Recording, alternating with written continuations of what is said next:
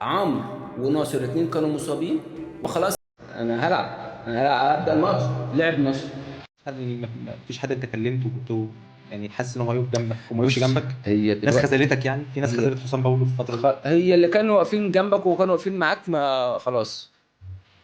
يعني انا بكلمك انت مثلا حاجات اثرت عليك انت نفسيا، انت كلمت مثلا اكيد. فلان، انا حصل مثلا مكالمه اثرت عليك، قعدت انت مع نفسك، ممكن حتى الضغط خلاك تبكي او مش. لا، هو في الفتره دي كنت فعلا مش عايز انزل من الدوري الممتاز. بس انت بقى لما بتلاقي الدنيا بتقل وقله لعبك كمان. حتى انا لما رحت طالع الجيش انا ما لعبتش. مم. كنت استحق العب وما كنتش بلعب.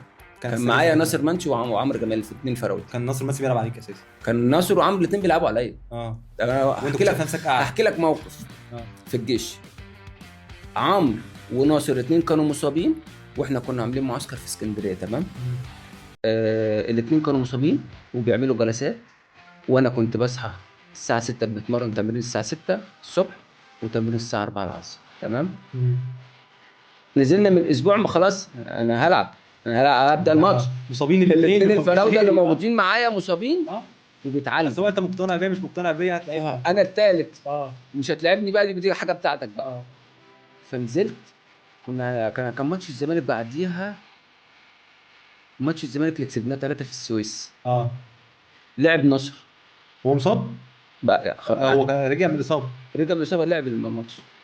كنت انت اللي انا تلعب انت. نزلت اخر 5 دقايق. طب ده بقى هو ده مش عدل في اقتناع الكوره. اقتناع مدرب يعني، ما ولا هو كانت ماشيه الله ازاي؟ اعلم. انا بقول لحضرتك بص بقى العقليات والفكر. بس ناصر كان عشان كان المنتخب بتاع الكابتن حسام البدري، فاكر لما اه. خدوا البطوله. امم. كان مطلوب، فلعب عليه. وانت كان شعورك ايه ساعتها بقى بعد انا الماتش وانت قاعد مع خلاص. نفسك؟ ما انت بص، انت بقى بتصحى بدري وبتتمرن ومكسر الدنيا. ده الواد الافريقي معانا جه يتكلم مع المدرب بعد الماتش ما خلص، في الفتره اللي بعديها الماتش اللي بعديه. قال له بصراحه باولو كان يستحق يلعب. اللعيبه كلها اتكلمت. مم. فانا عايز اقول لك بس بص ظلم الكوره وبص، بس برضو عايز تلعب يعني مش عايز برضو الناس تقول لك مشاكل ومش مشاكل وبيتخانق مع المدربين. لا، انا انت انا بتعملش مشاكل مع بتكلم، حد؟ انت بتتكلم على حقك. انت يعني ما ما بتعملش مشاكل مع حد؟ عمرك ما عملت مشكله مع مدرب؟ ما بعرفش. بس انا طول ما انا في الملعب خلاص.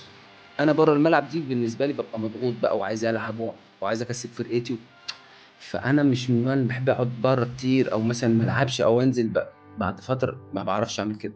احب العب. جالي فرصه اتنين، ممكن اجيب منهم، ربنا يكرمني اجيب منهم واحده او اتنين.